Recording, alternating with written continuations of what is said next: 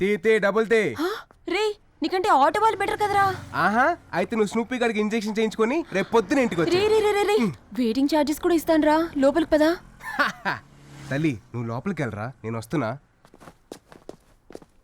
రే Snoopy, నీ hospital star hotel range లో ఉందిరా రే. ఏమ్మా ఇంతసేపా?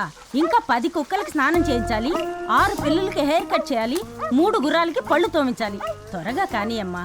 ఓ మై గాడ్, ఇంకా 10 కుక్కలా? నీకెంత డబ్బైనా ఇస్తా, ఈ సేవ నుంచి నేను తప్పించమ్మా.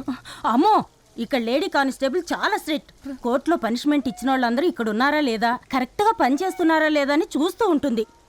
కానీ నీకోసం నేను ఒక చిన్న హెల్ప్ చేసి పెట్టగలను. ఏంటిది? నీ బదులు ఇక్కడ ఎవరినైనా ఉంచు, మిగతాది నేను మేనేజ్ చేస్తా. దానికి ఎవరు ఒప్పుకుంటారు?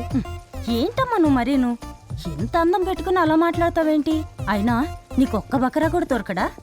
అది కరెక్టే, కానీ ఇప్పటికిప్పుడు బక్రా ఎవడు దొరుకుతాడు?